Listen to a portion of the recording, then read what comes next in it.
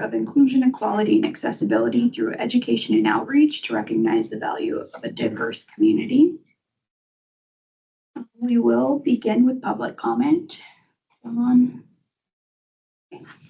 Second call for public comment. Third and final call. All right, we will move on. We will have to bump the approval of the minutes to next month when we have quorum. Did either of you notice anything with them that needs to be addressed? Yeah. All right, I just put the collective calendar on here so that it's a reminder for me. There's no new information there. Anything we want to update on the podcast? Who have you guys recorded recently and who do you have coming up? So Next one is Commissioner Rish. his comes out tomorrow. And then we'll have Holly Triska from the State Refugee Coordinator Director. And then we will have Emily Yanish from YouthWorks and Kurt Schneider. from Heartview. And then we have Chaplain Guion from the National Guard. So, and then we're waiting on hopefully one more for January. And then we have Jason on our 50th. Mike, we've already recorded him. Yeah. Recorded his early because of the legislative session, because he pulled away. But we wanted him to be episode 50. He's the one who came with the idea, so he's already recorded. Our numbers keep going up. I guess I haven't looked at them, but we're getting quite a few streams, so that's awesome. Anything else on the podcast? Last update I had, which was about 7 minutes ago, was that we have 11 applications currently in for the committee. Do you know? 3 positions, is that right? Yeah. Or that's still going through the process, right? It will be 30. Okay. Yep. Okay. So applications close end of November. Correct. You're like, when does the mayor, do you have a time frame then from the I time? believe it's over the month of December. And then beginning of the year, he'll make his recommendations. So they won't actually be on the committee by January 1? I don't think so. Okay. We have one meeting in December 17th. Oh, yeah. I feel like we talked about how it's my first time doing this because I'm newish to the committee. So does the mayor look at the applications and recommend to us, or do we look at the applications and pass to the mayor? So there, if you don't mind, so there was some inconsistency between HRC and the other boards. And so in reviewing that with the attorney, she's gonna make it more consistent so that the mayor is reviewing the applications and then making the recommendation. The HRC ordinance stated that the HRC or the Human Relations Coalition, which would be this board, makes the recommendation to the mayor is the only one that was inconsistent. So just start streamlining that process for the mayor. You'll be reviewing and so. So the mayor reviews, recommends, and then the commission votes? Yep.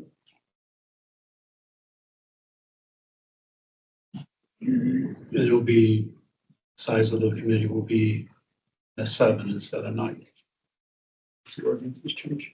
So in the off chance that the commission say they oppose someone that the mayor recommends, what, does he just go back through, or does he, do you know what that process looks like? If the commission were to say we would accept these two and not this one, then he would make another recommendation. Yeah. Well, I can kind of speak to that a little bit, because I'm on the other committees. It was after the fact, it came through consent agenda, and it was after the fact that there was some challenging feedback. People called in afterwards, and that person decided to withdraw. A different one was appointed through consent agenda. Commissioner's right, it is through consent agenda typically. Very rarely, I mean, very rarely has it been that any items that are pulled in. Only 5 since I've been on the commission. So just a reminder that we have the presentation of the humanitarian awards on December 17th, which is downstairs here. I believe the awards go pretty quickly in the beginning, correct? Yes. No, sorry. Okay. Is there any rules to that? Like, would that be you, Tia, just reading the nomination? How does that usually go? So I think last time it was, I don't know if we read the full nomination, but at least part of it, why they were selected. I would be happy to give the mic to anybody else that would like to do it. Doesn't have to be me. Hey, Carl. I'd have to park 2 blocks away. I know. There's Yeah, an that's empty wild. parking lot here that nobody's parked in. So they basically read the nomination, the person comes up, takes a picture of the commissioners and us, whoever's there. Yeah. Yeah. Right. Yeah, it's a couple of years. Okay.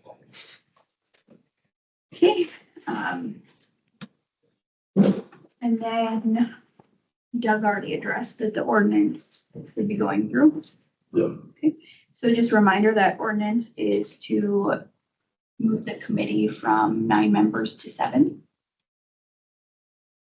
And we're gonna go back up to number 3 now that we have, no, we don't have, because I thought we were 7 still. Yeah, I know.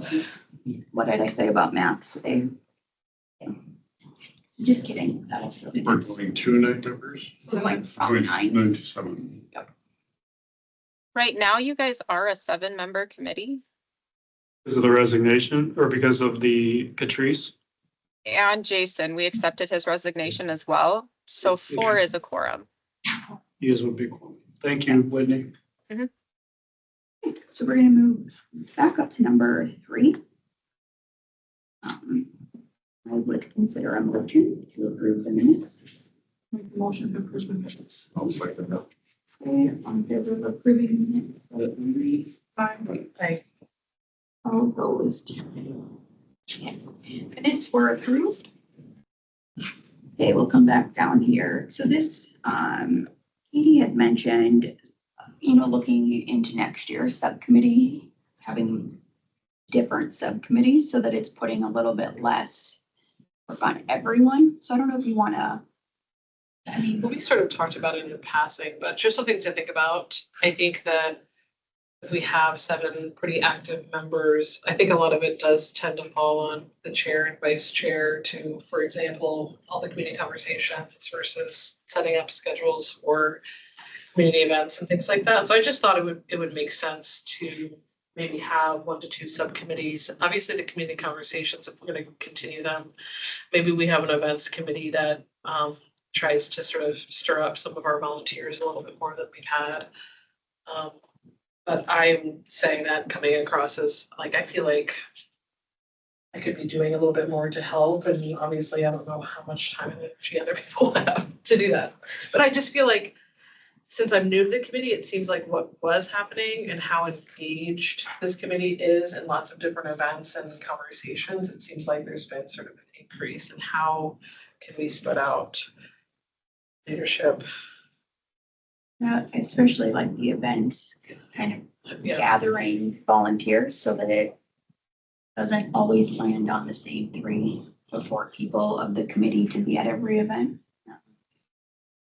So I do like that, but just, I wanted to bring it up so that we can, obviously, we don't want to make any of those decisions before next year with the new members, because I kind of want to gauge everyone's time. I don't anticipate it being significantly more time for a subcommittee, because, if we have an event, I mean, we've kind of got them, like, we've got Pride down, that's pretty yeah. easy, but it would be nice if we were able to go outside of the 7 people here if someone wants to help. Do we have much of a volunteer list? No, something we could. So I'm wondering then, and I don't know if we had this conversation or it's in my head, if the people that do not make it on the committee, do not get chosen to be on the committee, if we can reach out to them to see if they would like to volunteer. Yeah. Because they obviously are interested in the committee if they applied for it. Yeah. So then if they can see what we're all about and then volunteer for the different events we have and still be involved. And still get invited to the meetings because it's open to the public. So they can come even if they're not on the committee. That's true. We currently have 5 people registered as volunteers, so they get the agendas emailed to them and the event reminders and things like that, just like the committee does. I think it'd be good to have a subcommittee to do that, to reach out to them for events to see if they'd be interested in that specific event that we're doing. Rather than I'm just getting the notification that we're gonna be at an event. And I think we definitely need to keep the community conversation one if we plan on doing them, just because it takes up less time in the year. Yeah. But I do think we'll just feel out kind of as we go into the new year, where people are at, if there's any other ones that I can't think of anything else that we would really need right now anyway. Any discussion on the subcommittees?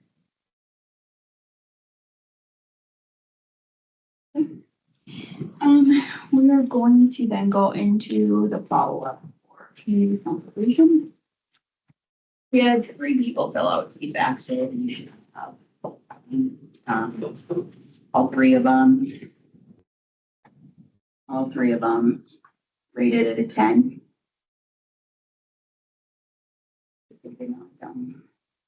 Spell check my, so. Point.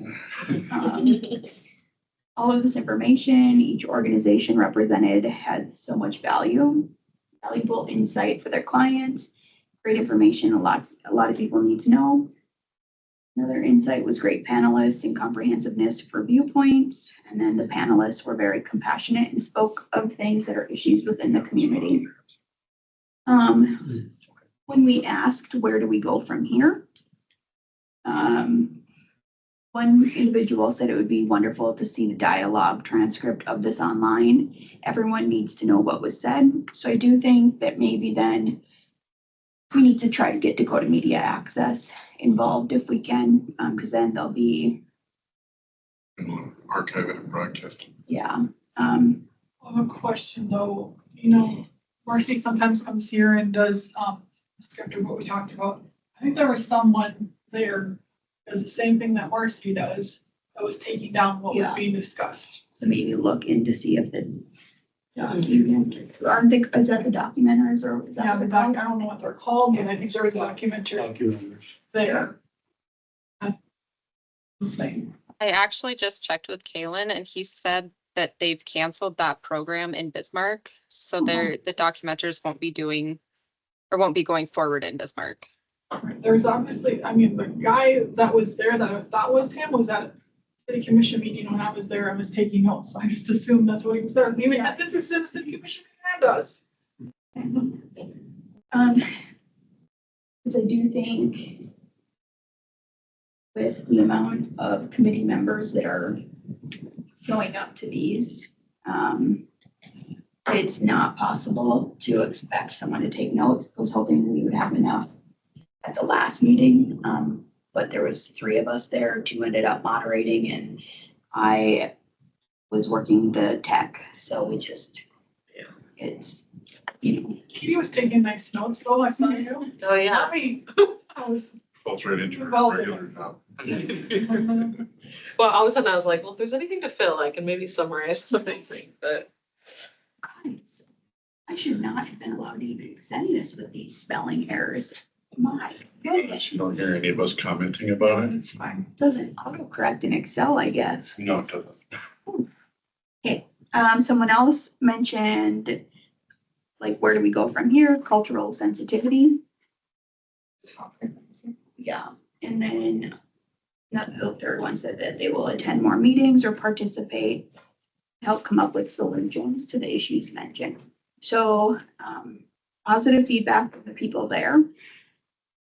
Was there a big attendance? It was about, 12 maybe? But they were a very engaged group. very engaged. So, I wouldn't want to like compare community conversations, but I just felt like the content was so, or the conversation itself, I just felt like it was such a high quality conversation. And that's why that feedback is there. It's like, how can we have more people involved in this conversation ultimately? Right? How do we get more people there? But how do we actually get more people listening to some of those conversations? I thought it was a really diverse group. yeah, it was, I mean, We serve many different populations. Yes. People that struggle with bearing housing. And what community organizations were in attendance and audience by chance? Sacred Pipe. And then Was Ministry on the Margins? No, No, because I know Sister Kathleen just lost her mom. they weren't there. Susan Dangle was there, 5 from Sacred Pipe.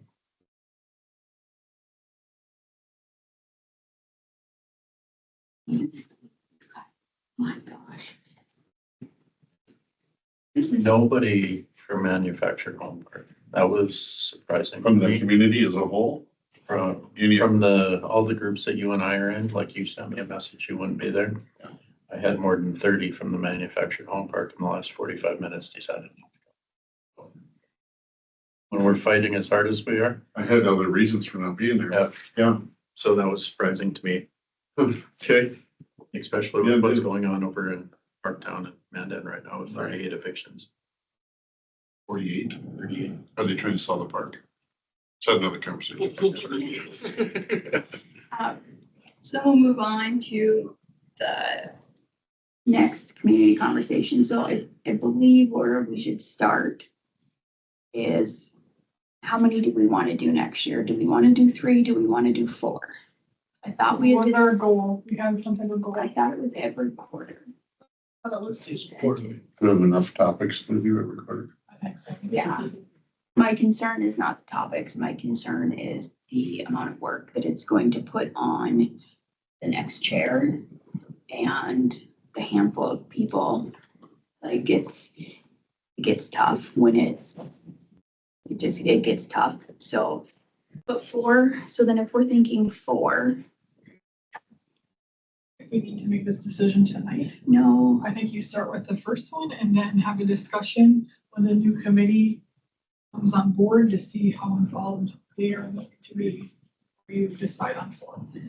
yeah, my concern was just getting Okay.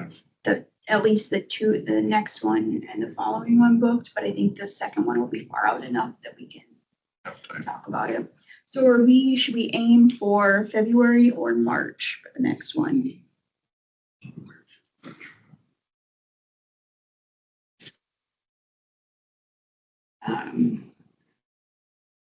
I think with that, we can line up a couple date options and bring it to the next meeting.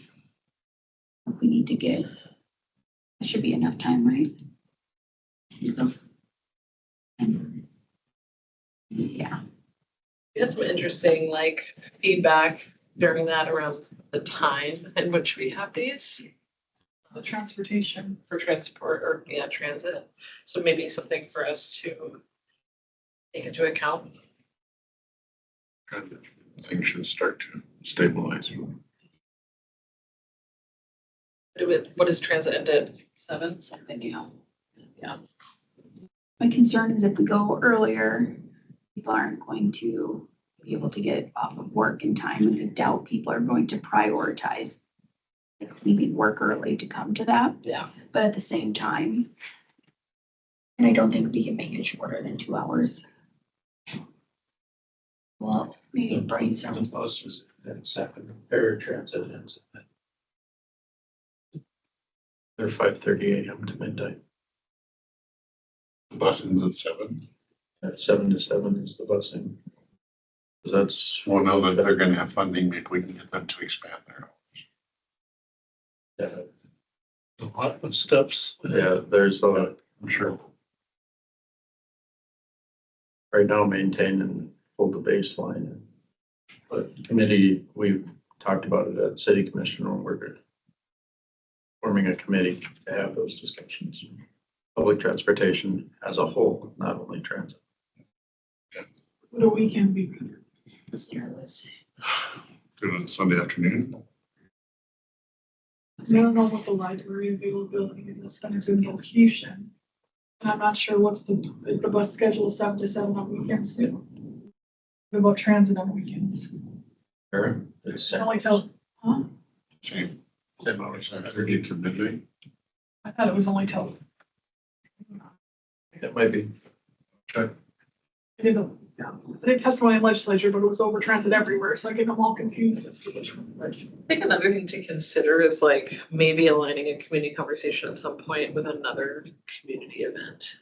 So one event I was gonna bring up when we talked about, I just was like, freaking love the library, right? Bring my kids every weekend. I do all the events there. And tomorrow night they're having something called You Belong Here celebration. I was like, it's all about celebrating a diverse, vibrant community. It seems like everything that we are, you know what I mean? So there's another idea of like having a community conversation that would be a part of something like that, right? You know, obviously there's other people there, there's other activities, but people could go into that space. if She she stays chooses. at 5 on Sundays. So anyway, just off the cuff. So it's at 2:30 on Saturday. No, wait, 8 AM to 2:30 on Sunday. And 2:30 to 5 wedding plan. Voicemail. I know what voicemail is, but I don't know what it is. But it's like, So you must have a dispatcher till 2:30. I mean, I'm gonna use an example that's my world, right? It's like, maybe there's a community event at the library for Children's Mental Health Day, right? And that's a day that we have a community conversation about children's behavior, you know, or youth services or something like that. So just something to think about. And I think too, it's, I think our next topic is going to be unhoused, correct? That's kind of where we were leaning. Yeah. Yeah. Yeah. So I think too, when we're thinking of days, we gotta kind of keep in mind the panelists as well, because I do think Sundays would be better for attendance. But I also, Sundays tend to be family days, so it's hard to have, kind of find that balance between commitment from the panelists. No, but there might be. Sorry, I feel like I'm. Yeah, no, I don't want to get up. I want the thing to stop rocking. There might be something to address some aspects of homelessness, given felony cases in the legislature. So we won't know more about that until first part of January. Might be prudent, if that's the next conversation, to contact Chelsea from Early County's Social Services and speak at their meeting, this on board meeting that happens. Okay. I believe that's who I reached out to see if they'd be interested in being a panelist and didn't hear back. I can help connect. They were close to better. Okay, so we've kind of got an idea. We will discuss more of that at the next. If it's in March. December, we have a meeting. The subcommittee could meet early January, and that should be sufficient time, right? Yeah, after our meeting, we're getting close to the holidays. That's my only concern. But if we can at least line up a date and who we want as panelists, so we can all start thinking about who would potentially be good ones. And then just try not to bring in too much overlap. I think the panelists from, is it 2 ago? Not our first one, but the second one. What was your second? Accessibility. Accessibility. Which one did we have? Sister Catherine, that was the first one. So there might be some overlap that we want to try to look at, but also they're subject matter experts, so. Talk about the impact of neurodiversity in the homeless population. You can talk about that for hours. And if you want that, I'd be more than happy to participate as a panelist. I don't know. Your podcast, horrible. You learned nothing from it. You didn't learn any information at all. Nothing. So much of that, just listen to you all day. Well, Be careful what you wish for. So much good feedback on your episode I though. blame the interviewers. Please May face want it. to, WDA, check on the basketball tournaments, both Class B and WDA. 'cause- Yes, Yeah, and then spring break is in that Oh. time period too. And worry less about that, Yeah. but those basketball tournaments. Take up a lot of. Yeah. And the other thing too is with tech, is there a way we can do an audio recording of this, of these through their technology? So not through what the library has, that's I think what Dakota Media Access would have to come in. I don't know how, If we can plug a computer into their system and hit record when people start talking. the problem is lining up the microphones Yeah. with the laptop, so I've got multiple wireless mics. I don't know if they line up with computers, they work with cameras, I don't really know. I work with cameras, cell phone. Yeah, and If you so, can turn the transcripts over to DMA, it's a lot easier for them right now. They're kind of tapped out and they're still looking for an engineer. That's one of my portfolios too, and it comes up every board meeting. yeah, I don't know how else we would, because I Well, it's think just we an would idea. rely I've on never them looked at for their the tech. audio recording. Like Lincoln tapes their meetings. They hand them over to DMA and then DMA cleans them up. They have the resources for that, but they're starting to get really thin on meetings availability. I mean, if Mary makes room for you and you're the one exception, great, but relaying what I'm hearing at the board meetings. I do know Justin said that they would be interested in it, and it would just be a matter of. But if we could actually get them there to do the, like, figure out the tech and make sure everything's recorded, I can easily use Audition and make everything, you know, like, I can edit it so that it is coherent and accessible, so. Where are we looking at putting a note on that? Well, it's more to have a transcript for archival purposes. But if someone wanted to see it, like here's the thing that they want to see it, where are we putting it out so they can see it? Don't know if that's how rich we get, but I don't want us to record it and then it doesn't. We have to make sure we can Do it. record it. Address that. My guess is that they would put it under their special meeting headline. we need to make sure that everyone on the panel knows that it's being. Yeah, and that's another thing is Really see making something. sure that the panelists want. That's just, I like to listen to my own voice a lot, so it wouldn't bother me. Listening to yourself at times. His podcast. then you have to be able to get a mic that analysts can hear, but also a mic that records if people are asking questions. There's just a lot of logistics that go into that, but I can talk to Justin and see if he doesn't have any ideas or suggestions, so. Cool.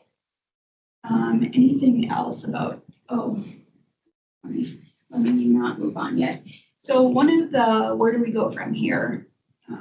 Someone did mention cultural sensitivity. So that could be something that we consider for not the next one, but the one after. We already discussed this, or did I discuss it with someone else? With me before the meeting. Okay. Cultural competency, I think that's something we talk a lot about at Global Neighbors. And so that might be something to consider. We have to worry about protesters and tenants. They're whatever they think is DEI, which Well, that's why our first meeting was attended so significantly, because people thought they would be able to, we would be going down rabbit holes. We didn't. Yeah. So, I mean, if it gets more people there. we all know what DEI is. Yeah. It's been perverted national conversation in so many ways. Right. So, And so that is, I mean, something to keep in mind, and we would have to make sure our panelists were, where, like lined up, and we'd really want to make sure that we were able to essentially present, I think, the level that we did on our first one. I mean, for that being our first conversation, I thought it went really well. But so I do think cultural competency is interesting enough that we could probably, I think there's enough variety. I guess I don't know if that would be the correct terminology. Yeah, I get stuck on that because I feel like there's a skill there, right? Like, I mean, to be culturally responsive, you have to be aware of your explicit by, it's a self-reflective process. Who am I in the world and how do I, you know what I mean? So part of me is like, is it around cultural sensitivity or is it a panelist that is reflective of many diverse cultures that live here and how they thrive, how they face adversity, how, you know, all of those things, whether that's Native American or New American or, you know, all of those things. Yeah, because So- that was my concern too, is that at least that word's spelled right. No, sensitivity's not. But that's what I was thinking too with cultural competency. I don't know what the exact definition is. you Right. know, But if we wanted to include other communities like the LGBTQ, does that technically fall under cultural? I don't know. I haven't looked up the definition, so, but just something to consider. I also think too, it's kind of nice to have like a loose idea what we want to do, but then listen to the feedback to see if there's something that the community wants. And I would assume that the feedback on cultural sensitivity based on who was there was people that really want us to honor Native American, Indigenous culture, right? So we can also do unintentional harm by trying to just be like, let's celebrate everyone, right? Because there's a group of people that really want to focus specifically on, and as we know, we have multiple tribes, all have different and unique cultural, you know, cultural Indigenous practices and all of those things. So we just want to be mindful of not just spreading ourselves thin and not sort of going into the level of depth of people. That's important to people. And that actually kind of leads into, I was thinking with Sacred Pipe, Mhm. I really think it would be cool if, I mean, it wouldn't have to be us facilitating it. We could just at the library and really let Sacred, like the one, is it Carrie, Dr. Cheryl Carey, is that her last name? Yeah. She's, I mean, they have so many different potential presentations that I think would be beneficial to the community. So even looking at in the new year, just kind of co-hosting an event where really we just are there. We don't do anything other than let them talk. Yeah. So Yeah, I like that Like idea. in regards to the training that they had done for you? that's just one. No, I'm just, Yeah. that sounded like very interesting to me. I cannot even like how much I learned in that training. I would think that one would be very beneficial. It really goes into the weeds about, I mean, just everything, and it really kind of like allows you to understand why there's so many like complications with understanding how the tribal nations work. And I do think too, after the new year would be really interesting. Because they're concerned about, just, changes with funding and everything like that too. So, but if that's, I don't know if we need to vote on that, but if that's something I could connect with Dr. Carey and just see like, hey, we're considering this as an option. Do you have training ideas that you would think would be beneficial? And we could bring it to the next meeting. Okay, so I derailed that. Is there anything else on the community conversation topic that we would like to have?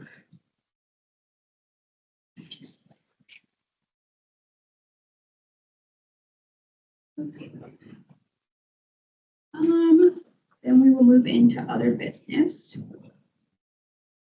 Is there any other, did we skip forward yet? Do we have any other upcoming events? So that one is that calendar Oh, that yeah, I yeah, had put yeah. on there just for Okay. my, but that's a good question. Upcoming events. Nothing the next 2 months, but It's the humanitarian year. Yeah. Okay. Meeting, humanitarian of the year, where the second meeting commission meeting on the 17th. Do we know if there's gonna be an MLK event? I'll add it to my checking here because I think Jason was going to. Maybe I was supposed to and I forgot. I think so. I'm supposed to too, but I will follow up either with Jason or I'll reach out to Marsha. Otherwise, I don't think our next, that's another thing too, in March. That's usually when the, Families Around the World event is, isn't it? Okay. Maybe community conversations and then end up.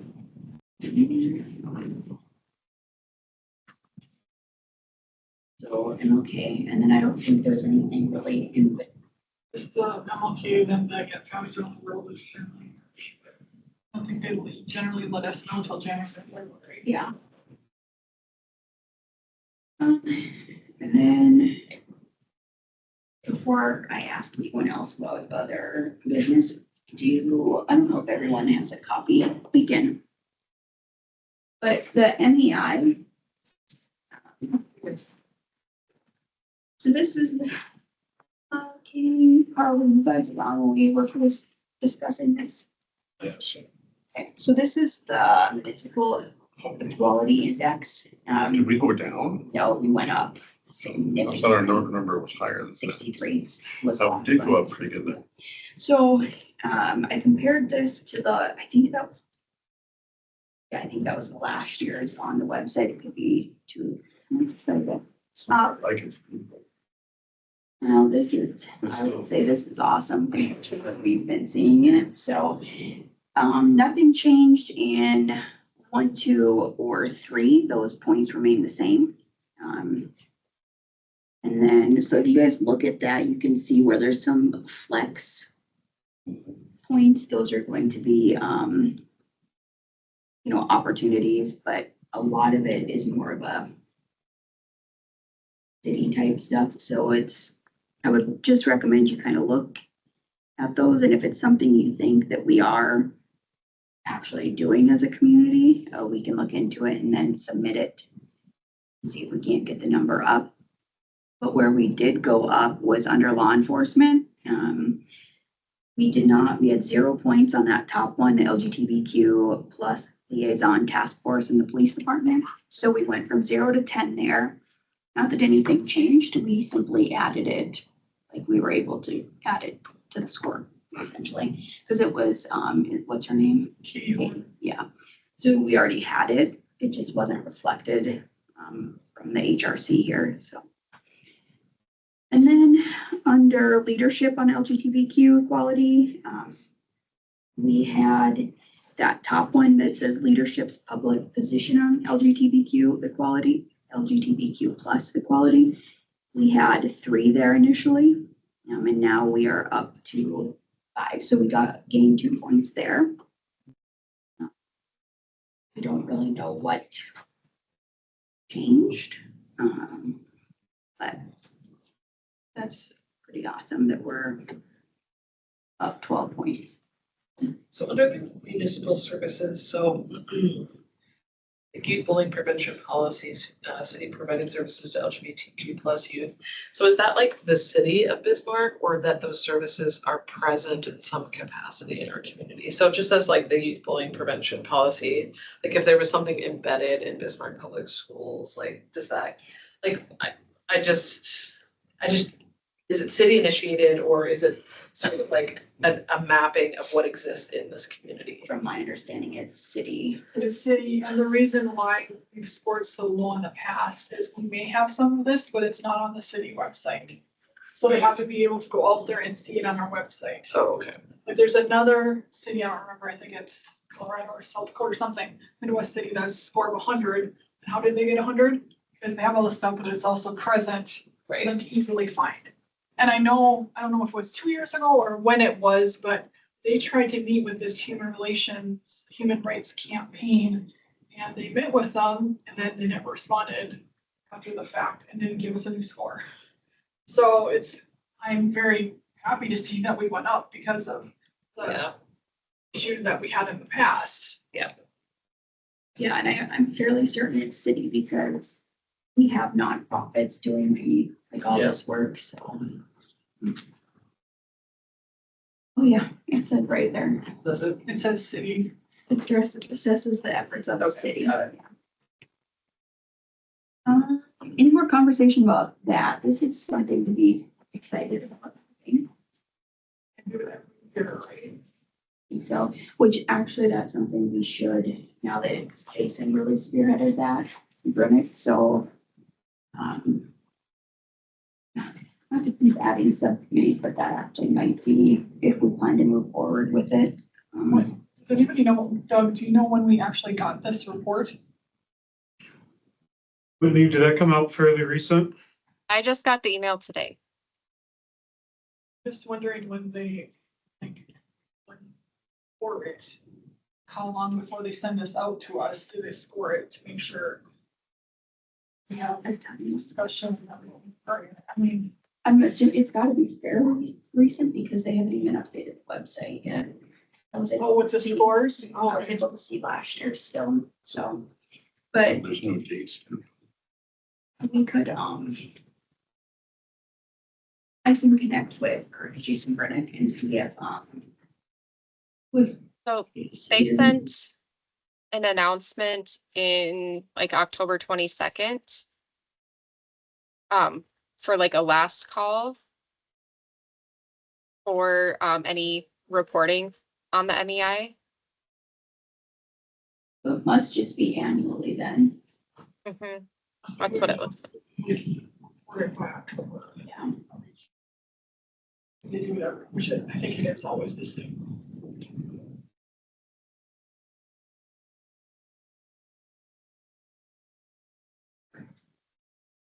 That's something. It has a lot of points to go up, because in the past, we went up even, I mean, when we had conversation with them and gave them like proof that we were doing some of this, we went up by maybe 1 or 2 points. That was it. So to go up 12 points is, Yeah, that law enforcement one is really. What was the most significant? So is there a liaison? yes, Is our police department? yes, there has been for like 3 years, so I don't know why they never commented it. Who's that person?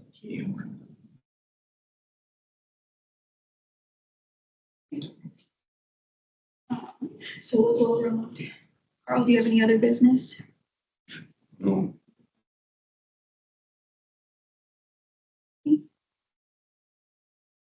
No, I think this will be like in the next, maybe in the New Year's thing, but it may be something for the subcommittee for events, but I think it's good for us to be sort of giving things out, but I feel like there'd be great to have some interactive way that people are engaging with us at events. Like, one of the things that we've had in some of other work I've done is just like even having a stand that asks a question, right? Like, what's an identity that's really important to you? Or what gives you a sense of belonging in Bismarck? Or, and those are the types of things that you can go into and see what people are saying and just, I don't know, I think it's nice. I think it's inspiring.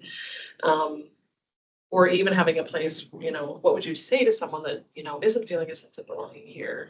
Some of those like inspirational things. So I don't know what that looks like. I'm just playing around in my head, but I feel like when we are somewhere, we're doing our best to sort of educate and talk to people and make sure they know who we are. But I think that there's other more creative ways for us to be just having people reflect on who they are and why they love living here and, all of those types of things. Just in my head, I don't have anything that I need support with right now, but I just want to explore that in the new year. I thought of that, right around the election time in New York City, they had Subway, down in one of their metro stations. It was, tiled off and each tile pretty much fit a Post-it note perfectly. There were just hundreds of people that had, it was like you said, I can't remember what the question was, but it looked really cool. So it would be neat if we could find a way to make it so that it's not like a big poster board, but some way that we can build on it from event to event, but still be able to change the question or. Yeah, I'm just playing around with it. Yeah. Okay, so Deanna, I think that's Commissioner Conley? I'm going together a public transportation committee with the infusion of citizens passed the F-cent sales tax at 59.59%. yeah, it was incredible. That's when the numbers come in. Between both the Mandan measure and this one, the individuals within the committee spent less than $1,000. So it was a pretty big swing. A lot of grandmas and grandpas and disabled, more than 40 volunteers. It's quite exciting to see the vote come in the wind. This Thursday, we're having a thank you to that group of people from 1 to 2. Or, yeah, 1 to 2 at Transit after their board meeting.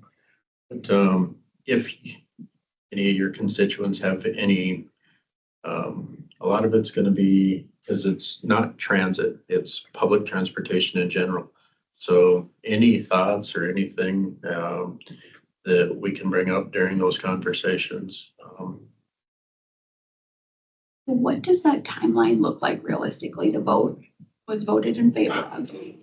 So then, April, if all the paperwork's on time and up to the Secretary of State's office, April Q2 is when it'll start collecting.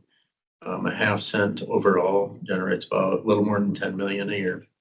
So the public transportation piece would be about 4 million on this side, and then Mandan's version is about 600,000. So- then if we start collecting, the city's, if it's collected in April, when is it actually then going to be implemented where we can see some things? Something be available, probably midsummer at the earliest. So that's when we could expect to see some of that money being used and implemented in the city. And the bleed for transit itself was initially when this all started about 1.5 mil. And then federal has increased their amount. And then with gas coming down and things, I think Deidre said it was between 600,000 and 700,000. So, but originally they were thinking they were out of money in 2026. So when funds would have been available, would have been about the same time that their resources run out. So that's where some of it, even though the expansion and those type of things, that's getting thrown around a lot. What does actually being able to maintain look like, because it's been so long? And then as we look at some of the other dynamics, because I know like in the medical area, students are having a tough time getting to the, like on 7th Street, NDSU schools, the School of Nursing, the backup on 7th Street out of QNR. There's some significant things. There might be some new things coming along the Broadway corridor. So there's a lot of different dynamics, and how do we make it, grow it from just a service in our community into an asset, but do it in a fiscally responsible way, so we don't burn through the funding source, because things get much more difficult if you burn through the funding source. Is community development, are they a part of this conversation at all? Like, I don't know how to ask. They probably would, similar, like they're not going to be on the committee itself, but any input there'll be a lot of dialogue as those different things come up.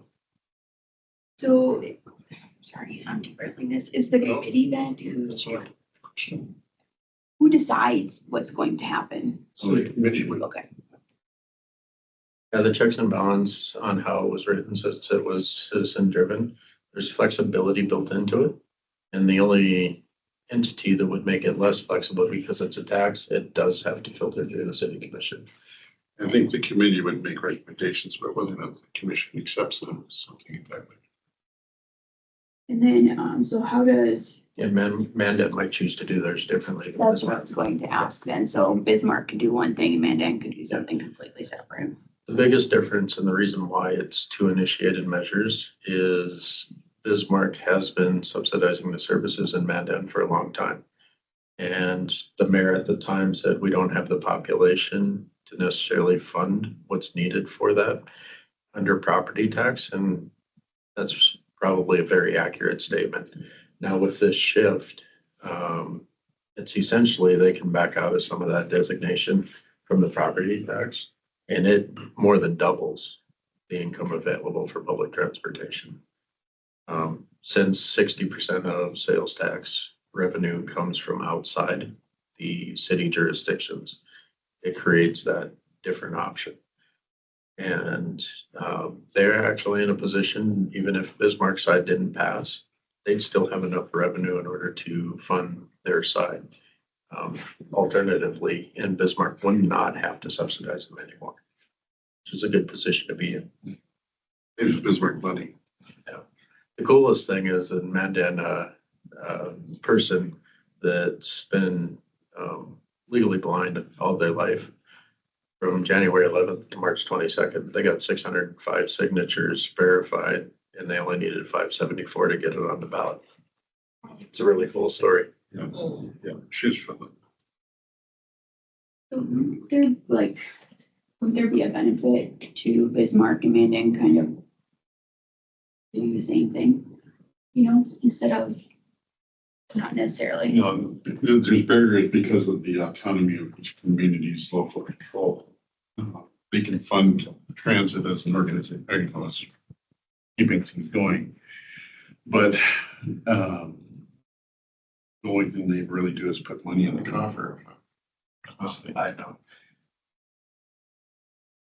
It's been an interesting learning experience. I would rather say it would be really cool if we have the discussions and we can allow everybody to grow towards the positive, and hopefully we can turn the page on the harder history that's made it more difficult. Because if we focus too much on that past, growing to that better spot, now that we're in a great position to have that conversation and literally growing it from the service to the asset that the community deserves. And the benefit to that is that public transportation now is tied to economic development. So it can be a driver for that. And if we're thriving, then that funding source grows. If it's not, then tighten the belts a little bit until we can switch it around. Literally having to be part of that answer is a nice place to be in, because like with the pandemic and things, we saw the expenses of everything go up exponentially, but people's were losing their jobs. Some people's funding were frozen. So all of a sudden their costs were going this way and their incomes necessarily. And it created a gap that hurt a lot of people. Credit card debt's really high, sort of thing, to where this being directly tied to it, there's some incentive to try to drive us forward faster. Aside from public transportation, what were the other things that they're looking at the sales tax going towards? Safety. Public safety. Yep. Primary reason for that is both initiated measures were virtually the same. Is that in the last 8 years, there were conversations about new fire stations, new police stations. And then it's a good chunk of money. All of it's funded by property tax. So it's going to be funded either way by moving it to sales tax. The national rhetoric that goes along sometimes with police and everything, a lot of the people that were volunteers are vulnerable populations. So we did everything we could to get out of the politics of it, kind of protect them. And buildings and vehicles don't really have a place in that conversation. And then the administrative costs at the combined jail. And then for Mandan, one person reached out and said our city hall they've always put in there that they wanted to make their building more accessible. And by the end of the budget season, it had already been cut out. So they asked if that could be added in, and that was added into the safety 0.3 cents on their side. So they could use those monies that direction if they so choose. Accessibility feature they have in that building is historic in nature. The wheelchair lift, it takes 3 people to run. Yeah, and if you can find 3 people to run it, then you're successful reasonably. There's a chance it'll break down if it gets stuck. So, yeah, it's. Good question. Thank you. Doug, one question for you.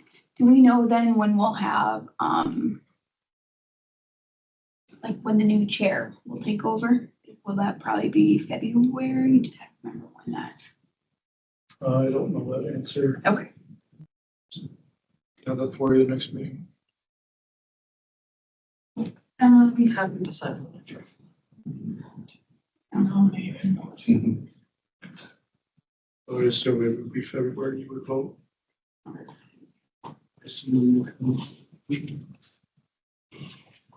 Anything from you, Doug? Huh? He's shrunk salad too. We will adjourn then. Thank you, guys.